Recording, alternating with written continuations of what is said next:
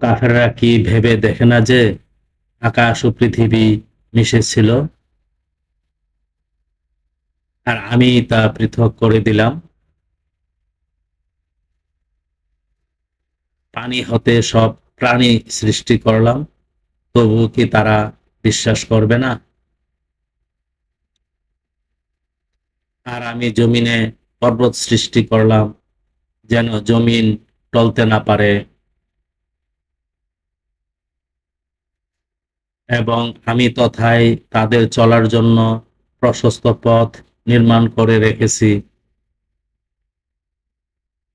আর আমি আসমানকে রক্ষিত ছাদ করেছি, আর তারা আমার সেই নিদর্শন হতে মুখ ফিরিয়ে রাখে। আর তিনি রাত ও দিন এবং চন্দ্র ও সূর্য সৃষ্টি করেছেন, প্রত্যেকেই আপন আপন কক্ষপথে বিচরণ করছে। আয়াত 30 থেকে 33, সূরা আম্বিয়া, আল কোরআন।